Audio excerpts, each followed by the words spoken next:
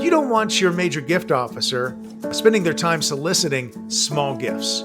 You want them doing the highest level of work that they can do. The thing that's going to turn the dial on fundraising revenues the most of any metric you can track is the number of major gifts your fundraiser is soliciting per year. Welcome to the Abundant Vision Fundraising Podcast. Whether you are a seasoned professional or a first-time fundraiser, we have the advice you need to take your next step toward major gift mastery. I'm your host, Tom Dauber, President of Abundant Vision Philanthropic Consulting. I'm excited to talk today about one of my favorite topics. That's metrics. Now, one thing you should know about me is that track and field was really a foundational experience for me as a human being.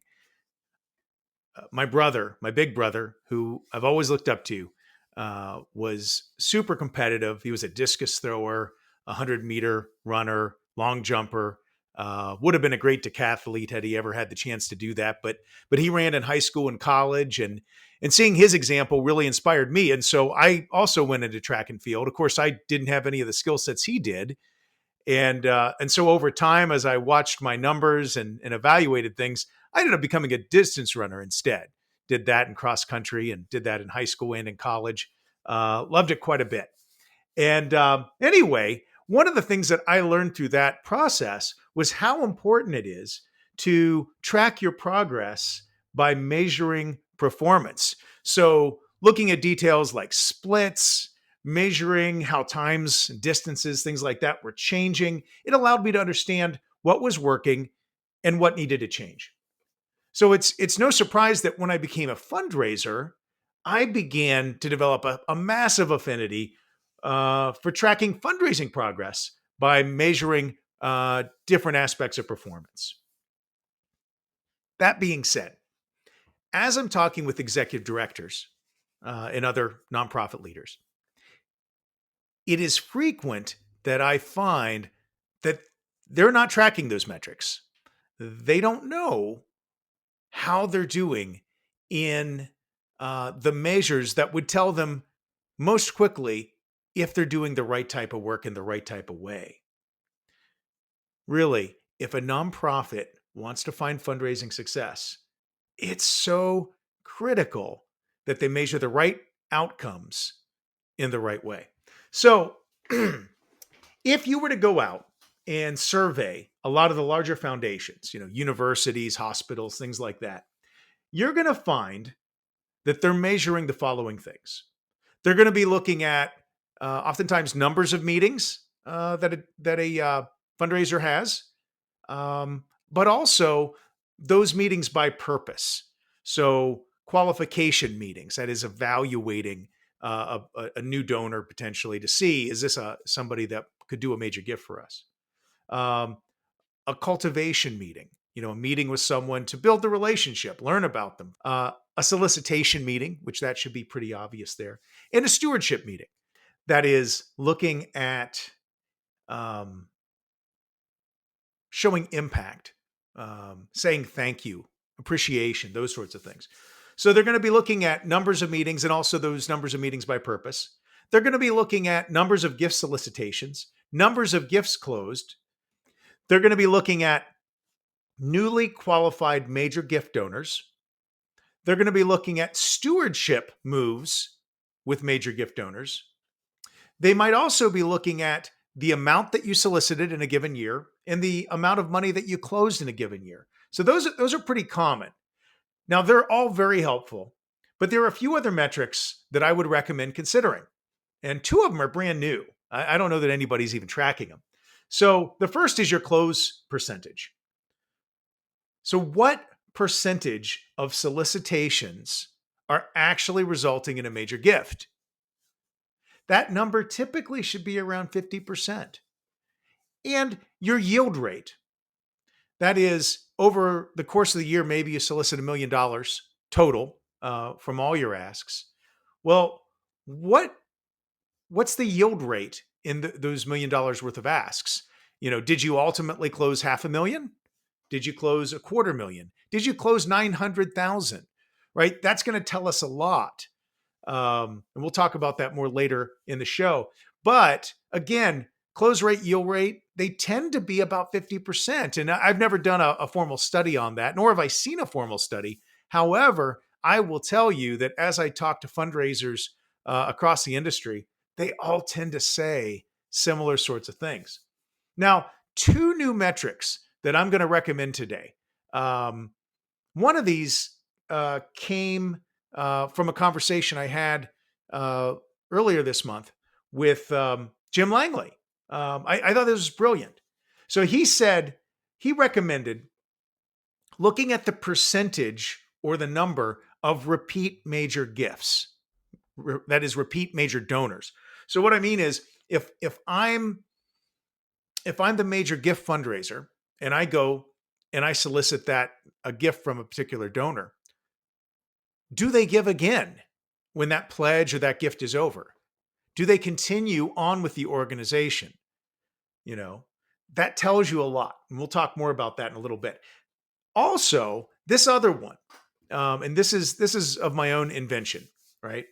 This is, what's the number or percentage of newly qualified major gift prospects who end up making a major gift? So if I go out and I quote unquote discover a new potential major gift donor for my organization, I evaluate them and I tell my organization that they have affinity and they have capacity. Well, what percentage of those people end up making a major gift? This is very important. We'll talk about that in a minute. Now, first off, let me say all of these metrics, the most important metric for driving your work forward is that gift solicitation number. Now, a lot of times I'll refer to it as a metric gift solicitation number or a major gift solicitation number. What I mean by that is typically we're not counting every single gift a fundraiser closes. So if I go out and I solicit a $10 gift from my organization and I get a $10 gift, we're not really counting that in the numbers. This is how many major gifts did you close? And that number is going to be different for every organization. So big flagship university, that number is probably six figures. It's probably $100,000 gift. If you're a typical nonprofit, that gift may be $10,000. It's going to have some correlation to your annual budget.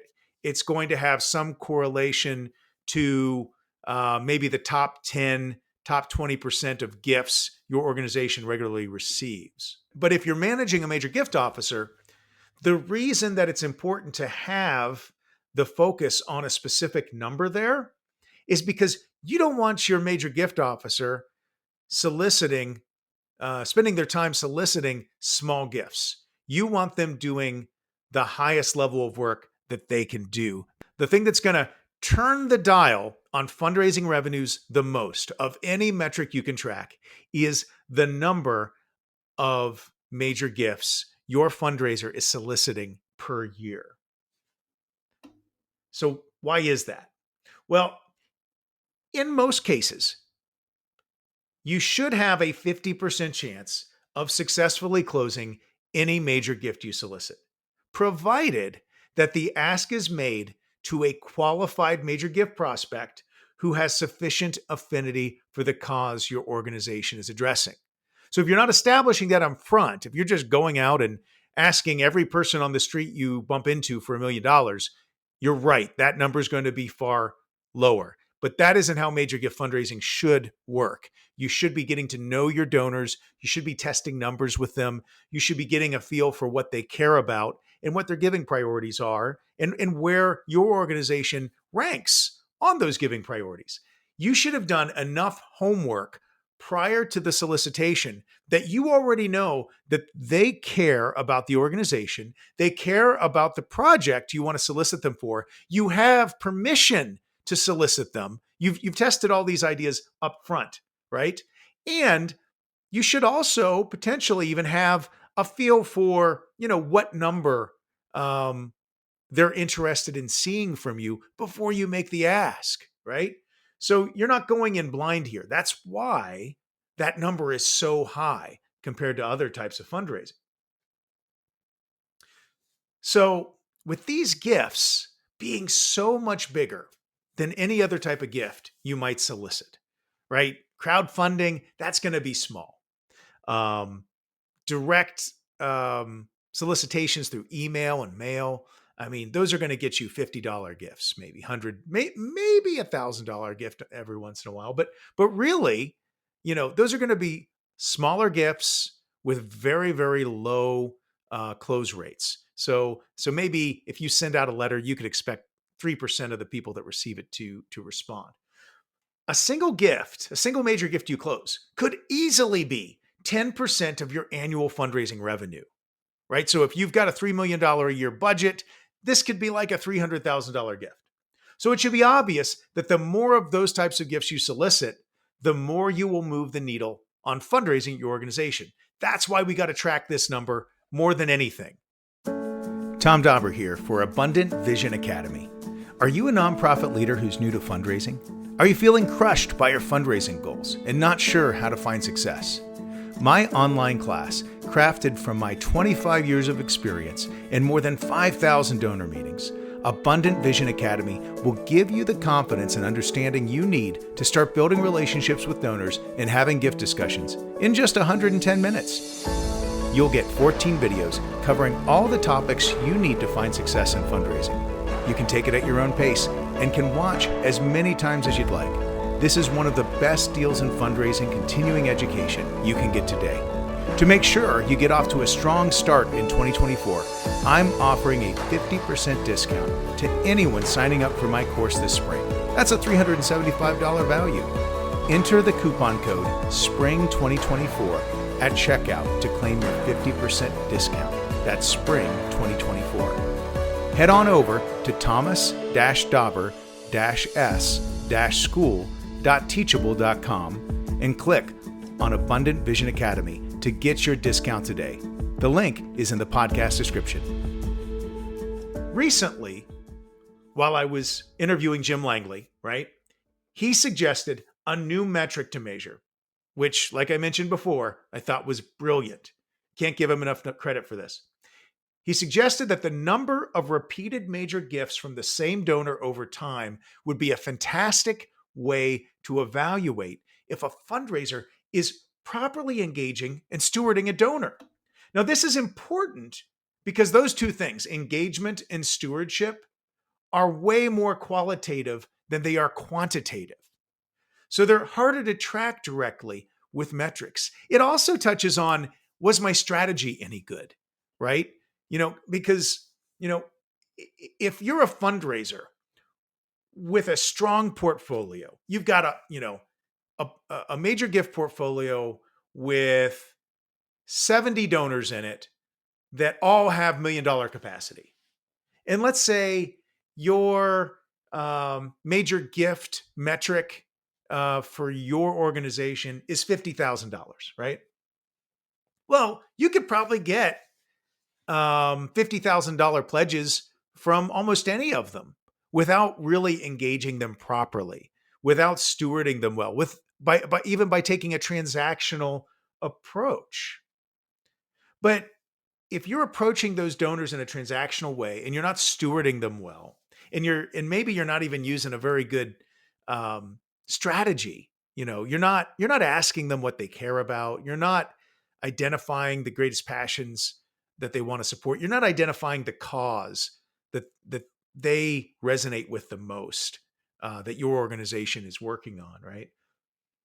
If you're not doing that, you may be able over the short term to close a bunch of gifts and look very successful on paper. But over the long term, those donors aren't going to continue to give because you're not engaging them. You're not stewarding them maybe the way that you ought to. So it makes sense that if we look at the body of work that a fundraiser has achieved and we consistently see that the donors they're managing are continuing to make major gifts over time, the repeat customers, right? We have reason to believe then that the fundraiser is performing at a high level and doing what they ought.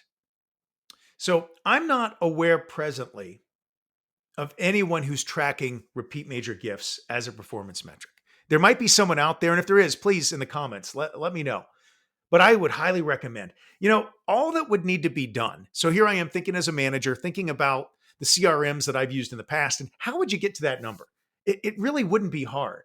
Because all you'd have to do is to cross-reference the 10 to 12 gifts that the major gift officer's closing in a given year. Maybe that's higher. Maybe that's 20 if they're really great.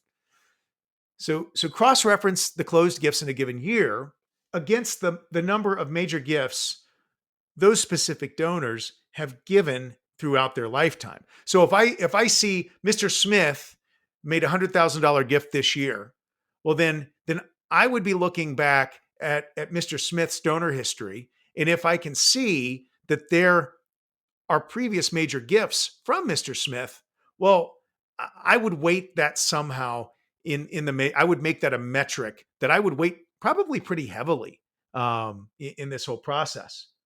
Now, I'm no database administrator. Let me just acknowledge that right up front. However, I would imagine that it would be fairly easy to create some type of programming that would put an asterisk next to any gift closed in the present fiscal year if it was made by a major gift donor who had made a major gift previously.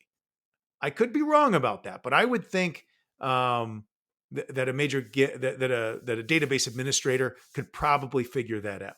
It could be done manually and really without too much work. Like even if you have 10 people working for you as a manager, all you'd have to do is look at the giving records, the pledge history, that sort of thing of maybe 120 to 240 donors. Like that could be done pretty quickly. And frankly, if your fundraisers working for you know that this is a major gift you're tracking, all you'd need them to do is to tell you about it, because you could check their work pretty quickly.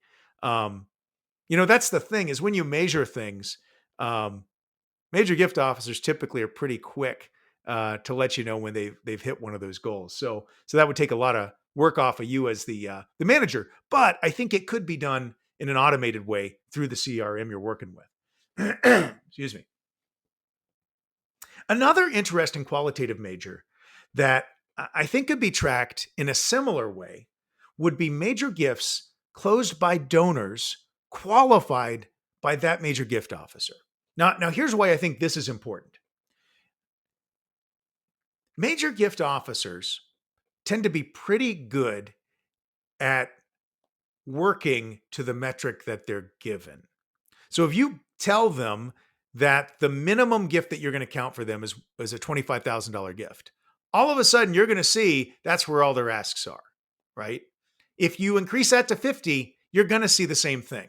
In fact, organization I used to work for, and I've shared this a lot of times on this podcast, they raised it on us. They doubled it twice in 6 years, went from 25 to 50 to 100. And each time, many of the fundraisers thought, oh my gosh, how are we ever going to do this? But we did. And what you saw in the asks is they all went up to the new baseline, right? And why I'm bringing that up is, if you tell a development officer that you've got to qualify 5 new major gift prospects into your portfolio each year, well, they're typically going to find a way to get to that number, and they may be overly generous with themselves, right? Whether that's number is 2 or 5 or 10, right? And it's hard for you as a manager, without you knowing that individual, that donor, that I would say, to really evaluate that. I mean, you could run it through research, and research could come back and tell you that, but it's not uncommon for major gift officers to uncover important data that would qualify someone that can't be seen by a prospect research effort. That prospect research can't tell you what someone's salary is.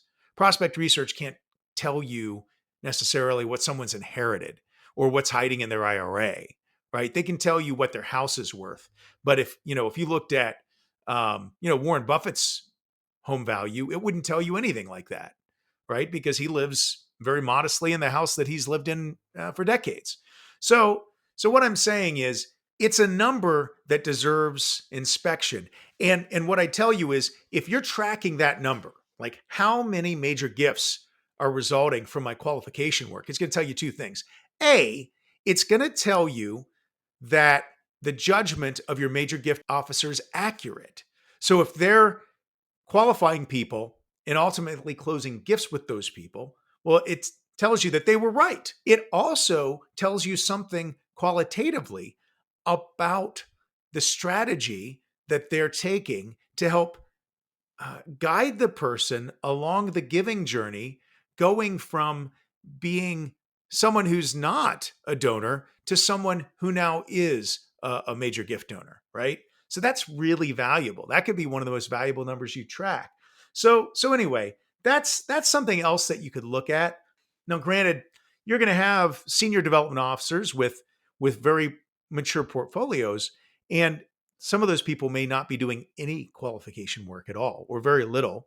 And I know in some systems, you've got other people doing qualification work and passing those along. Now, I'm a fan of even chief development officers always being involved in the qualification process.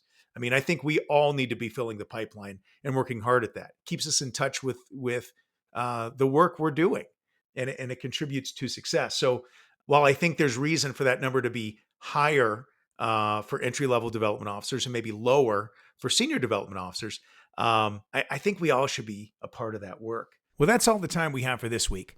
Be sure to tune in next week for part 2 of this podcast, where we will discuss how to actually use these various metrics to guide your fundraising team to success. As always, I'm your host, Tom Dauber. Thank you for joining me as we journey together toward major gift mastery on the Abundant Vision Fundraising Podcast.